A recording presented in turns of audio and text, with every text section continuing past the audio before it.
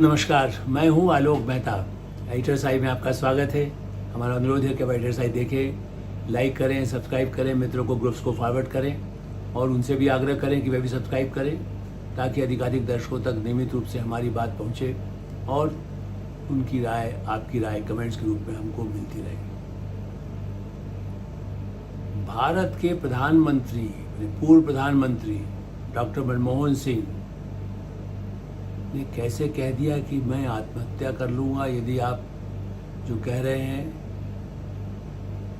आपने क्या कहा है?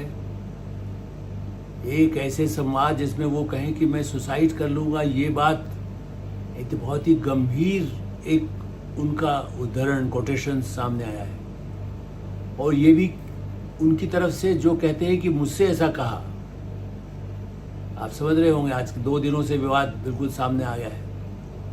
एस.वाई. कुरैशी, भारत के पूर्व मुख्य चुनाव आयुक्त, बड़ी पुस्तकें लिखी हैं। अब डेमोक्रेसी को लेकर उन्होंने अपनी यादें, मेमोयर नहीं, उन्होंने कहा कि मेमोरीज, उनकी जो खास स्मृति है, उस पर एक पुस्तक है जो इस सप्ताह अभी मार्केट में सब पुस्तक उपलब्ध नहीं है।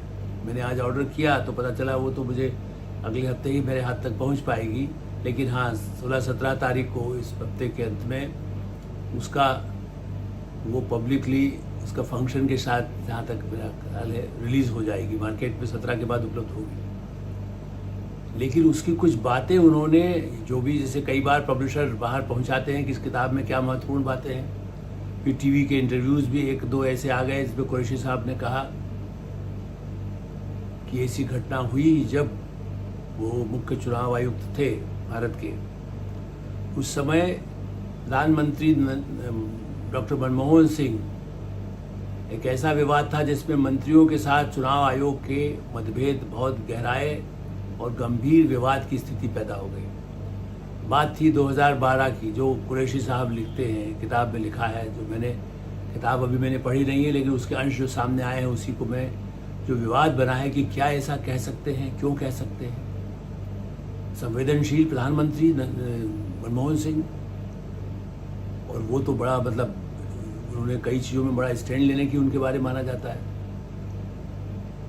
उनका कहना है कि तत्कालीन कानून मंत्री सलमान खुर्शीद ने 2012 के एक चुनाव के दौरान, विधानसभा के चुनाव हुए निश्चित रूप से उस समय ये कह दिया कि साहब देखिए, ऐसा है कि यदि हम सत्ता में आए तो हम मुस्लिमों के लिए अलग से आरक्षण की व्यवस्था करते हैं। उस पर कुरैशी साहब ने एक मुख्य चुनाव आयुक्त के नाते, चूंकि उनके बाद शिकायत आई भारतीय जनता पार्टी की तरफ से कि देखिए, धार्मिक भावनाओं को भड़का कर वोट लाने की कोशिश करते हैं और चुनाव के नियमों के अनुसार इस तरह की बातें नहीं कही जा सकती हैं। निश्चित रूप से कुरैशी साहब स्वयं अल्पसंख्यक समुदाय के हैं, लेकिन उन्होंने माना कि इस तरह की बातें कहना चुनाव के नियम के विपरीत है। उन्होंने कड़ा नियम, एक तरह से कह चाहिए, और आदेश जारी किया और सलमान खुर्शीद को जैसे कह सकते हैं कि बिल्कुल निंदा के रूप में, और उनको इसको तुरंत अंकुश लगाने की कार्रवाई करने की बात भी, आदेश जारी किया। अब उसके बाद सलमान खुर्शीद और कांग्रेस के कई नेता न केवल कुरैशी साहब के खिलाफ, यानी मुख्य चुनाव आयोग के खिलाफ, बल्कि संपूर्ण चुनाव आयोग की विश्वसनीयता को लेकर के भी कुछ अनर्गल बयान देने लगे, ऐसा कुरैशी साहब का कहना है। थोड़ा तो मैंने भी फॉलो किया था उस समय, इसलिए मैं कह सकता हूँ कि हाँ, विवाद गरमाया। लेकिन मैं तब ये जानता था, अब मैं आपको कहूँ तो उन्होंने जब ये बातें कही और जब निर्देश जारी किया, जब ऐसे वक्तव्य आए, तो कुरैशी साहब के अनुसार एक सार्वजनिक कार्यक्रम में उन्होंने प्रधानमंत्री के प्रेस सलाहकार, जो कभी बहुत बड़े संपादक भी रहे, हरीश खरे, हमारे परिचित मित्र रहे संपादक के नाते, वो उस समय प्रेस सलाहकार थे डॉक्टर मनमोहन सिंह के। सार्वजनिक कार्यक्रम में जैसे होता है गेट टुगेदर में कहीं मुलाकात हुई, तो उन्होंने कहा देखिए, ये जिस तरह के बयानबाजी सरकार के मंत्री कर रहे हैं, यदि मैंने मुंह खोला तो प्रधानमंत्री को बता दीजिएगा कि सिर्फ मैंने मुंह छिपाना मुश्किल होगा। उन्होंने कहा ये आप बात मुझे कह रहे हैं कि प्रधानमंत्री के लिए? तो कुरैशी साहब ने खरे साहब को ये कहा कि हाँ, मैं प्रधानमंत्री के लिए पहुंचाने के लिए बात कह रहा हूँ। निश्चित रूप से एक जिम्मेदार प्रेस सलाहकार के नाते, और उन्होंने ये बात प्रधानमंत्री डॉक्टर मनमोहन सिंह को बताई। डॉक्टर मनमोहन सिंह ने तुरंत कुरैशी साहब को फ़ोन मिलवाया और कहा कि मैं आपसे मिल सकता हूँ, कुछ हरीश खरे ने मुझे बताया है। तो कुरैशी साहब ने अपनी सौजन्यता से, ये सही है कि संवैधानिक पद पर सुप्रीम कोर्ट के चीफ जस्टिस हो या मुख्य चुनाव आयुक्त हो, ये एक समानांतर है। मतलब प्रधानमंत्री को भी निर्देश वो दे सकते हैं चुनाव के मुद्दे पर। प्रधानमंत्री के चुनाव को रद्द करने की स्थिति जैसे सुप्रीम कोर्ट का चीफ जस्टिस कर सकता है, ऐसे ही मुख्य चुनाव आयुक्त के अधिकार होता है यदि चुनाव में कोई ऐसी प्रक्रिया होती है। फिर भी उन्होंने सौजन्यता से, चूंकि भारतीय प्रशासनिक सेवा से आए हैं, भारत सरकार के सचिव रहे थे, कुरैशी साहब ने कहा नहीं, आप प्रधानमंत्री, मैं स्वयं आऊँगा। और कुरैशी जी के इस इंटरव्यू के अनुसार उन्होंने जब जैसे वो गए तो प्रधानमंत्री ने उनको शाम को 7 बजे का समय दिया था, वो इंतजार कर रहे थे। उन्होंने कहा कि हरीश खरे ने हमें बताया, और यदि आप ऐसा सोचते हैं, मतलब अब वो पूरी बात तो हमें बड़ा पता है, लेकिन आप यदि सोचते हैं, मतलब यदि आप सोचते हैं कि मैं भी इस तरह की बातें मंत्री के साथ सहयोग हूँ, तो मेरे लिए तो सुसाइड करने जैसी बात है। अब मैं ऐसा मानता हूँ कि उन्होंने कहा वो सुसाइड करने जैसी बात है, तो उन्होंने कहा कि मैं सुसाइड कर लूँगा। अब ये बहुत अतिशयोक्ति मुझे लगता है, या तो कहने में, समझने में, या उसको व्यक्त करने में जो कहा गया है। हाँ, मैं मानता हूँ कि जिस तरह के संवेदनशील डॉक्टर मनमोहन सिंह थे, कुछ दबाव जरूर मंत्रियों का भी ऐसा था, ये सही है। उनकी पुस्तकों में भी उनके लिए संजय बारू ने जो लिखा उसमें भी माना गया है कि सोनिया गांधी और या मंत्रियों के दबाव जो मनमानी उनकी करते थे, उससे बहुत वो पहले भी दुखी रहते थे। और मुख्य चुनाव आयुक्त के इस तरह के संवैधानिक पद का भी उनके गरिमा उनको लगता था। फिर डॉक्टर मनमोहन सिंह बेसिकली वो राजनीतिक नहीं थे, वो शुरू से ही अर्थशास्त्री रहे और ब्यूरोक्रेसी में एक तरह से उन्होंने काम किया, प्लानिंग कमीशन में किया, उसके पहले भी चाहे एन के सिंह उनको लाए थे, सर्विसेज में लाए, एन के सिंह जो उस समय के सलाहकार थे, वित्त सचिव भी रहे थे, और नरसिंह राव के कार्यकाल में भी वही उनको आगे लेकर के आए, बाद में वो वित्त मंत्री बने थे।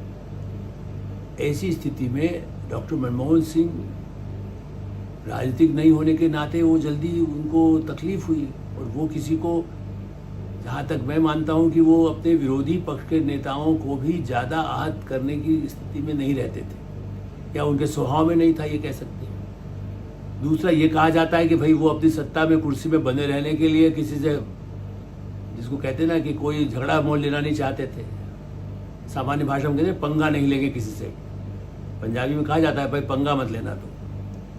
तो वो किसी से वो उन्हें उनका कहना था कि भाई मैं अपने हिसाब से सरकार चला रहा हूँ, देश के हित में आर्थिक नीतियाँ बना रहा हूँ, जनता के प्रति मैं ज़मीनी जो लोग लाभ हो सकता है, पार्टी मुझे कहती है वो भी करता हूँ। कितना एडजस्ट करते थे, भ्रष्ट मंत्रियों को भी, लालू यादव को एक्सेप्ट करके रखा उन्होंने, राजा को रखा, जो जेल में भी रहे उन मंत्रियों को भी मजबूरियों में गठबंधन में रखा। न्यूक्लियर डील का जब मामला आया तो उनको कहना पड़ा कि भाई यदि नहीं मानेंगे, आप बहुमत नहीं लाएंगे और गड़बड़ होगी तो मैं इस्तीफा दे दूंगा। इस्तीफा दिया नहीं उन्होंने। या राहुल गांधी ने जब जो ऑर्डिनेंस लाया जा रहा था कि भाई जो सजा याफ्ता हैं उनको नहीं, मतलब आगे चुनाव लड़ सकेंगे और उनकी सजता नहीं होनी चाहिए, उसके पहले ही इस तरह का प्रावधान जो लालू यादव पर प्रभावित हो सकते थे, लेकिन उसको, उस अध्यादेश को जो मनमोहन सिंह की सरकार तैयार की थी उसको प्रभावी रूप से फाड़ दिया। लेकिन तब राहुल गांधी से उन्होंने प्रभावी रूप से कोई बात, अपना विरोध व्यक्त नहीं किया, आहत हुए थे। इसलिए ये कहा जाता है कि भाई वो तब इस्तीफा दे सकते थे, तब भी इस्तीफा नहीं दिया। हाँ, इलेक्शन कमीशन, सुप्रीम कोर्ट या अपोजिशन के नेता या कांग्रेस के भी नेता कोई बहुत उन पर ऐसे दबाव को झेल नहीं पाते थे, इसलिए वो कहते थे भाई आप, मैं अपना केवल आराम से, मुझे काम करने दीजिए, राज करने दीजिए, दूसरी भाषा में कहें तो मनमोहन सिंह राज करते रहे। लेकिन इस हद तक क्या ऐसी नस थी, मेरा सवाल यही है कि कुरैशी जी ही बता सकते हैं। अब डॉक्टर मनमोहन सिंह तो रहे नहीं, या हरीश खरे या संजय बारू जैसे लोग बता सकते हैं कि मंत्री लोगों ऐसी क्या बात, या क्या कुरैशी जी ही बताना चाहिए कि वो मुंह छिपाने लायक नहीं रहेंगे, सिर छिपाने लायक नहीं रहेंगे। ऐसा क्या नस कुरैशी साहब के पास थी जिसके बाद, जिसको पोल खुलने पर या जिसका रहस्योद्घाटन होने पर मनमोहन सिंह आत्महत्या तक की बात करने लगे। इस विवाद का एक दूसरा पहलू यह है कि सलमान खुर्शीद, चूंकि उन्होंने सारे विवाद में आज भी जड़ में वही है सलमान खुर्शीद निशाने पर, कि उनकी वजह से ऐसी स्थितियां पैदा हुई। तो सलमान खुर्शीद से उनके टकराव जो है वो इंडिया इस्लामिक कल्चरल सेंटर एक दिल्ली में है, लोधी रोड पर, वहीं जहाँ पर इंडिया इंडल सेंटर है, दूसरी तरफ एक दूर पर जाकर के इंडिया हैबिटाट सेंटर है। तो किसी समय में इंदिरा गांधी के कार्यकाल में कि इस्लामिक सेंटर की चूँकि डिमांड उसमें सेकुलर सरकार उनके हक की बात करती थी, तो उन्हें कल्चरल सेंटर उनके अलग होना चाहिए, तो ज़मीन वमीन दी गई थी। तो इस्लामिक सेंटर में भी अध्यक्ष पद को लेकर के 2009 के 12 के उस समय के वहाँ के चुनाव में भी जिनको एसवाई कुरैशी साहब समर्थन करते थे, ऐसा कहा जाता है, कुछ तो बाद के हाल के चुनाव में भी हमने देखा, और दूसरी तरफ सलमान खुर्शीद भी उसके अध्यक्ष पद के उम्मीदवार होते थे। तो ये लड़ाई इस्लामिक धार्मिक नेताओं, इस्लामिक सेंटर पर किसका अधिकार हो, किस पर उसका कब्जा हो, मतलब अध्यक्ष के रूप में, ये भी कुरैशी साहब वर्सेस सलमान खुर्शीद रहा है। तो उसमें इस विवाद को इतना गंभीर ले जा करके प्रधानमंत्री मनमोहन सिंह से दूसरे राजनीतिक और मुद्दों को लेकर के, और एक और बात, कानून मंत्री भी थे सलमान खुर्शीद, तो ये भी था कि उनके जो ट्रेवल बिल थे, कहा गया था कि कानून मंत्रालय, विधि मंत्रालय में सलमान खुर्शीद चुनाव आयोग चूंकि लाख मिनिस्ट्री के तहत भी है, काम करता है, मैंने उसके जो खर्च वर्च है वो सब उठाता है, ऐसे कोर्ट के उठाता है, वो बिल भी रोके जाने लगे थे कुछ समय के लिए।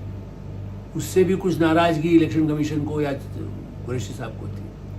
तो बड़े विस्तार इसको कह सकते हैं कि ये जाल में, इस विवाद में कई ऐसे बिंदु हैं जो आने वाले दिनों में कुरैशी साहब या डॉक्टर मनमोहन सिंह के जो करीबी रहे हैं, या जो सलमान खुर्शीद भी खुल करके सामने आए कि और ऐसा क्या ऐसे गंभीर बातें थी।